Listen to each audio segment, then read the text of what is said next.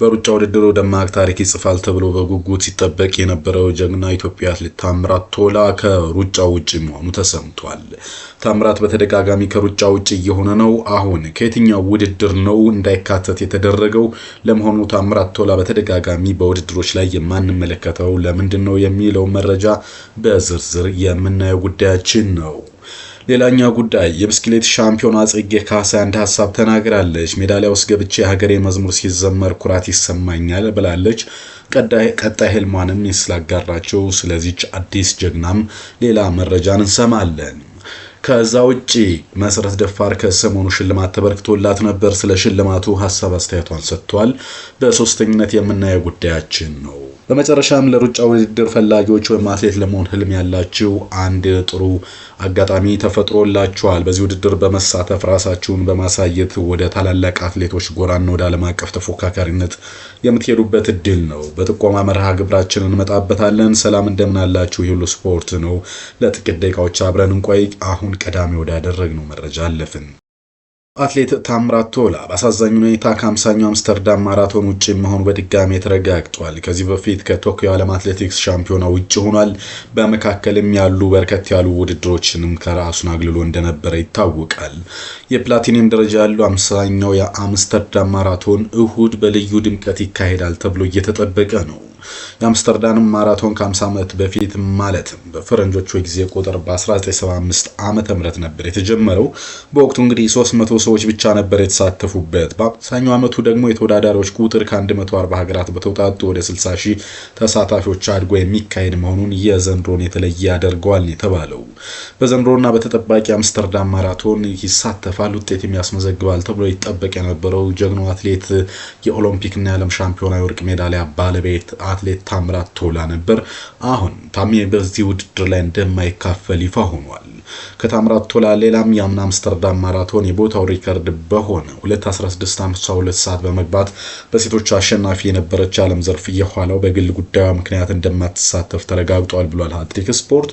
በነገራችን ላይ አትሌት የዓለም ዘርፍ በቶኪዮም እንግዲህ ምክንያቱ ያልታወቀና በግል ነው በተባለ ምክንያት ሳትሳተፍ መቅረቷ የሚታወቅ ጉዳይ ነው። ሆነና አትሌቷ በለንደን ማራቶን ጨምሮ በተለያዩ ውድድሮች በማሸነፍ ግን የሚስተካከላት የለም ወይም ደግሞ በማራቶን ከሚጠቀሱ ኢትዮጵያዊ ሴት አትሌቶች መካከል አንዷ ነበረች። ኦሎምፒያኑ ታሜ በገጠመው ጉዳት ምክንያት ከ25ቱ የቶኪዮ ዓለም ሻምፒዮና ውጭ ነበር። አሁንም ከጉዳቱ አገግሞ አምስተርዳም ማራቶን ይሳተፋል ተብሎ ተስፋ ቢደረግም ይህ ሳይሆን ቀርቷል። ከታማኝ የመረጃ ምንጮች በተገኘው ዜና ለመረዳት እንደተቻለው አትሌት ታምራት ቶላ በጀርመንና በተለያዩ ሀገራት ሕክምና ሲያደርግ ቆይቷል። ይሁንና በጤንነቱ ላይ መሻሻል ባለመታየቱ ከተጠባቂ ማራቶን ውድድር ውጭ ሆኗል። ይህም እንግዲህ ለአትሌቲክሱ በቤተሰብ አሳዛኝ ተብሎ እየተገለጸ ነው። በ21 የአምስተርዳም ማራቶን የኮርሱን ሪከርድ ጭምር በማሻሻል ማሸነፉ ደግሞ ለዚህ ትልቅ ግምት እንዲያገኝ አድርጎ ነበር። ለከተማዋም ለውድድሩም የተለየ ቦታ እንዳለው 50ኛ ዓመቱን አስመልክቶ በተሰራው ማስታወቂያ ላይ መናገሩ ይታወቃል። በመጨረሻም እንግዲህ ከዓለም ሻምፒዮና ውጭ ያደረገው ጉዳት ከ50ኛው የአምስተርዳም ማራቶን ውጭ ማድረጉም በአትሌቱ የሩጫ ህይወት ላይ ትልቅ ጠባሳ እየጣለ ያለ ክስተት ሆኗል። የ24 አምስተርዳም ማራቶን ሁለት ጊዜ አሸናፊ የ28 ዓመቱ አትሌት ጸጋዬ ጌታቸው 2:05:38 በሆነ ሰዓት በመግባት ማሸነፉ ይታወቃል። አምና ለሶስተኛ ጊዜ በማሸነፍ ታሪክ ለማጻፍም ዘንድሮም ዝግጅት አድርጓል። ከሁለት ጊዜ አሸናፊው አትሌት ጸጋዬ ጌታቸው ሌላ ኡጋንዳዊው ጆሹዋ ቺፕቴጌ ለአሸናፊነት ከፍተኛ ግምት የተሰጣቸው ናቸው። ስለዚህ ሩጫ ሌሎች ተከታታይ መረጃዎችን እንሰራላችኋለን። አሁን ወደ ሌላ ጉዳይ እንለፍ። መሰረት ደፋር ስለ ሽልማቱ ሐሳብ አስተያየቷን ሰጥታለች። የኦሎምፒክና የዓለም ሻምፒዮና ወርቅ ሜዳሊያ አሸናፊ ሪከርድ ሰባሪ ነች። መሰረት ደፋር ዋሽንግተን ዲሲ ላይ ለሀገሯ ብሎም ለአፍሪካ ላበረከተችው ከፍተኛ አስተዋጽኦ ብዙ ታዳጊዎች ላይ በጎ ተጽዕኖ በማሳረፍ ክብርና እውቅና ማግኘቷ የሚታወቅ ጉዳይ ነው። ባለሁለተኞች በህይወት እያሉ ለመልካም ስራቸው እውቅናና ክብር በመስጠት ተለይቶ የሚታወቀው መቀመጫውን አሜሪካ ያደረገው ኖቫ ኮኔክሽንስ አትሌቷን በአትሌቲክስ ላበረከተችው ላቀ አስተዋጽኦ የ25 የአፍሪካ ኢምፓክት አዋርድ ተሸላሚ አድርጓታል። የአትሌቲክስ ስፖርት ኦፊሻል ጋዜጠኛ ይሳቅ በላይ እንግዲህ መሰረትን ከዚህ እንግዲህ አናግሯት ነበረ።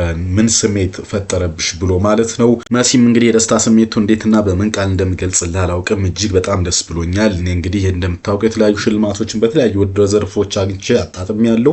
የ25 አፍሪካ ኢምፓክት አዋርድ በአትሌቲክስ ዘርፍ ተሸላሚ በመሆኔ ግን በቃላት መግለጽ የማልችለው ልዩ የደስታን የተሰማኝ ብላለች። አሁንም ድረስ የደስታው ስሜት አብሮኝ ያለው በቀጣይም አብሮኝ ነው የሚኖረው። ከሩጫው ከወጣሁ በጣም ረጅም ጊዜ ሆኖኛል። ነገር ግን ለሀገር የሰራው ስራ መለስ ብሎ አስታውሶ ሽልማቱ ክብሩ ይገባሻል የሚል ተቋም ተፈጥሮ በጣም ትልቅ ስራ ከሰሩ ሰዎች ጋር አንቺም አንዷ ነሽ ተብዬ መሸለሜ በቃላት መግለጽ የሚያልችለው ከፍተኛ ክብርም ኩራትም እንዲሰማኝ አድርጓል ብላለች ጀግናችን መሰረት ደፋር። የዘንድሮ ሽልማት ለአምስተኛ ጊዜ ነው። የሽልማቱ ደረጃ እናውቅና በየጊዜው እያደገ ነው። እውነቱን ለመናገር ደረጃውን የጠበቀ ትልቅ ፕሮግራም ነው። በውጭ በሚኖሩ ኢትዮጵያውያን፣ አፍሪካውያንና አሜሪካውያን በዛ ላይ ደግሞ በሰሩ ስራ አንቱ ከተባሉ ከተከበሩ ሰዎች ጋር በአንድ መድረክ ለዚህ ክብር እናውቅና በመብቃት የተለየ ስሜት ፈጥሮብኛል። ለሀገር የሰራው ስራ ዋጋ እንዳለው እንደሚያስከብር ያረጋገጥኩበት መድረክ ሆኖ ነው ያገኘሁት። መሰተለም ሀሳብ አስተያየቷን ሰጥታለች። በነገራችን ላይ እንግዲህ ይህች አትሌት በሽልማቱ ዕለት መናገር የፈለኩ በጣም ስሜታዊ ነርቨስ በመሆን ስሜቱን ሳልገልጽ ወረድኩ እንጂ ማስታወሻነቱ መሆን ከሚገባት በላይ ሆና ላሳደገችኝ ውዷ እናቴ ሁሌ ለማለት ፈልጌ ነበር ብላለች።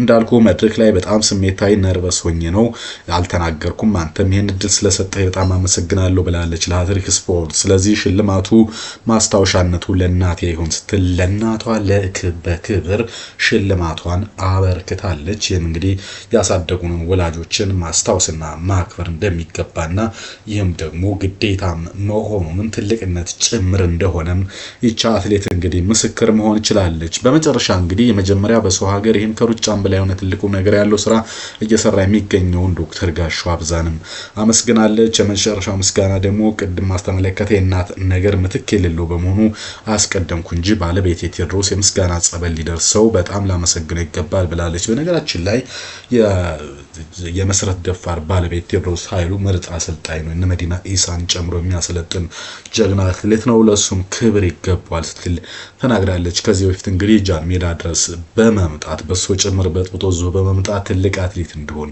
የቪዛ ጉዳይ የገንዘብ ችግር ሲገጥመኝም እናቱ በስጦታ የሰጡትን ወርቅ በመሸጥ ጭምር እዚህ ደረጃ እንዲደርስ አድርጎኛል ስትል መናገሯ የሚታወስ ነው። የሁሉ ስፖርት መረጃችን ቀጥሏል። እስኪ አንድ ጉዳይ እናንሳ። ይህ ጉዳይ ወደ ብስክሌት ስፖርት ይወስደናል። በቅርብ ጊዜ በብስክሌት ስፖርት እንግዲህ ታዋቂ የሆነች መጣለች ጀግኗ የብስክሌት ሻምፒዮና ጽጌ ካሳይ። ጽጌ ስለ ሀገሯና ስለ ሰንደቅ ዓላማ አውርታለች። ሜዳሊያ ውስጥ ገብቼ ሀገሬ መዝሙር ሲዘመር ትልቅ ኩራት ይሰማኛል ትላለች። በአሳለፍነው እንግዲህ ከሳምንት በፊት ሩዋንዳ ኪጋሊ በተደረገ የዓለም ብስክሌት ሻምፒዮና ላይ በሁለት የውድድር አይነቶች ተሳትፋ ነበር። ከአፍሪካ ቀዳሚ በመሆንም አጠናቃለች ጽጌ ካሳይ። ጽጌ እንግዲህ በወጣቶች ዘርፍ ከዓለም አንደኛ ሆነሻል፣ ደስታሽ እንዴት ነበር የሚል ጥያቄ ቀርቦላት ነበር። ከኤፍኤም አዲስ 97.1 በመጀመሪያ አመሰግናለሁ። ውድድሩ ዓለም ሻምፒዮና ስለሆነ ደስ ይላል፣ በማሸነፌም ደስ ይለኛል ነው ያለች። በወጣቶች በ18.6 እና በሌላኛው በ74 ኪሎ ሜትር ተሳታፊ ነበረች። በሀገር ውስጥም እንግዲህ በአንጻሩ ውድድሩ ፈታኝ ነበር። እሷ እንደምትለው ኪሎ ሜትሩ ተመሳሳይ ነው። የተለየው ነገር ነው እሱ ፕሮፌሽናል ስለሆኑ ነው። እኔ ደግሞ የጠቀመኝ የአይሲዩ ስልጠና ወስጄ ስለነበር ነው። እዛ በአቅርቦት ወይም በማቴሪያል የተሻሉ ናቸው። በአፍሪካ አንጻር ሲታይ ግን የጎደለን ነገር አለ፣ ግን አሪፍ ነበር ትላለች። በዚህ አይነት ባልተመቸና በስልጠና ረገድ ልዩነት ባለበት ሁኔታ ይህን ተቋቁሞ ማሸነፍ ቀላል አይደለም ስትልም ተደምጣለች። የብስክሌቷ ንግስት አንድ አቋም ያለኝ ከሰራው እንደማሸነፍ እርግጠኛ ነኝና በደንብ ተዘጋጅቼ ነበር። ከአዩሲ ጋር 3 ወር ቆይቻለሁ። ምርጥ 10 ውስጥ እንደምገባ እርግጠኛ ነበርኩ። የተሻለ ይገባኝ ነበር። ከዛም በላይ ባመጣ ደስ ይለኝ ነበር። ደስታውን ግን አልችለውም ነበር። አሁንም በጣም ደስተኛ ነኝ። በቀጣይ ዓመት አመጣዋለሁ ብዬም ተስፋ አደርጋለሁ ብላለች። ጽጌ ከአፍሪካ ቀዳሚ ከዓለም 7ኛ ሆና ነው ያጠናቀቀችው። ይህ ቀላል የሚባል አይደለም። ለኢትዮጵያም ትልቅ ኩራት ነው። ለሁሉም ኢትዮጵያዊ ትርጉሙ ከፍ ያለ ነው። እንግዲህ በቀጣይም ህልሟን አጋርታለች። ቀጣይ እቅድ የአውሮፓ ክለብ ገብቼ ቱር ደ ፍራንስ ላይ መገኘት ነው። የመጀመሪያ አፍሪካዊት መሆንም ህልሜ ነው። ከፈጣሪና ከኢትዮጵያ ህዝብ ጋር እንደማደርገው ተስፋ አደርጋለሁ ብላለች። ሀገርን መወከል፣ ሰንደቅን ከፍ ማድረግ ትልቅ ትርጉም አለውና ያን ስሜት ባንች ውስጥ ብናውቀው ደስ ይለኛል የሚል ጥያቄም ቀርቦላት ነበር። ነበር። በጣም ደስ ይላል። የሆነ ስሜት አለው። ሰንደቅ ያደረኩበትን ቪዲዮ ሳየው የተለየ ነገር አለው። መግለጽ አልችልም። አሸናፊ ወደ ሜዳ ላይ ስገባ የሀገር ብሔራዊ መዝሙር ሲዘመር ራሱ በጣም ኩራት ይሰማኛል ብላለች ጽጌ ካሳይ። ይህች ጀግና እንግዲህ ከአትሌቲክሱም በዘለለ ኢትዮጵያ በሌሎች ዘርፎች እንድትጠራ እያደረገች ነው የምትገኘው። እስኪ እናንተ መልካም እድል ተመኙላት። ህልሟ እንዲሳካ ይህችን ጀግና አበረታቷት። ከሁሉ ስፖርት የመጨረሻው ደረጃ ላይ ደርሰናል። አትሌት ለመሆን ፍላጎት ላላችሁ ምርጥ ጥቆማለን። የኢትዮጵያ አትሌቲክስ ፌዴሬሽን እንግዲህ በየዓመቱ የተለያዩ ውድድሮችን ያደርጋል። በዚህ ውድድር እንግዲህ አዳዲስ አትሌቶች ራሳቸውን ያሳዩበታል። ከዛም በክለቦች ለመመረጥ ወደ ውጭም ኢትዮጵያን ለመወከል አጋጣሚውን ይጠቀሙበታል። ይህ እንግዲህ ከዚህ ውስጥ አንዱ የጃን ሜዳ ኢንተርናሽናል ሀገር አቋራጭ ውድድር ነው። ዘንድሮ 43ኛ ጊዜ ይደረጋል። ይህ ውድድር ህዳር 7 2018 ዓ.ም ነው የሚደረገው በአዲስ አበባ ጃን ሜዳ። እናም በ6 ኪሎ ሜትር ወጣት ሴቶች፣ 8 ኪሎ ሜትር ወጣት ወንዶች፣ በ10 ኪሎ ሜትር አዋቂ ወንዶች፣ በ10 ኪሎ ሜትር አዋቂ ሴቶችና በድብልቅ ሪሌ ውድድር ይደረጋል። በዚህ ውድድር መሳተፍ የምትፈልጉ ከጥቅምት 10 እስከ ህዳር 1 2018 ዓ.ም ዘወትር ከሰኞ እስከ ዓርብ በስራ ሰዓት ከ2:30 እስከ 11 ሰዓት ጉርድ ሾላ በሚገኘው የኢትዮጵያ አትሌቲክስ ፌዴሬሽን ቢሮ ተሳትፎና ውድድር ንዑስ የስራ ሂደት ክፍል ምዝገባ እንድታካሂዱ ጥሪ ተላልፏል። በክለብ ያልተያዛችሁና በግላችሁ ተሳትፋችሁ ብቃታችሁን ለማሳየት የምትፈልጉ አትሌቶች እድሜን የሚገልጽ መታወቂያ በመያዝ 30 ብር ብቻ በመክፈል የደረት ቁጥር ገዝታችሁ መወዳደር ትችላላችሁ ተብላችኋል። ተጨማሪ መረጃ ከፈለጋችሁ 251 11 64 50 87 9 አለ። ማሳሰቢያም ጨምረዋል። ከላይ ከተገለጹት አድራሻዎች እንዲሁም በቴሌግራም ከላካችሁ በኋላ መድረሱን በመደወል ማረጋገጥ እንደሚኖርባችሁ እናሳስባለን ብሏል። ኢትዮጵያ አትሌቲክስ ፌዴሬሽን ማንኛውም ተወዳዳሪ ውድድሩ ዕለት ማንነቱና እድሜውን የሚገልጽ መታወቂያ ፓስፖርት ይዞ መቅረብ እንዳለበትም አሳስቧል። ስለ ውድድሩ የሚሰሙ ሌሎች መረጃዎች ካሉ በመሃል እንነግራቸዋለን። ክቡራትና ክቡራን የሁሉ ስፖርት ቤተሰቦች ለአሁን ያስኳቸው የሩጫና የብስክሌት አጠቃላይ የኢትዮጵያ ስፖርት መረጃዎች እነዚህን ይመስሉ ነበር። ወደ በኋላ ላይ ሌሎች መረጃዎችን ይዤ እመለሳለሁ። የአሁኑን አበቃው። መልካም ዕለት ሐሙስ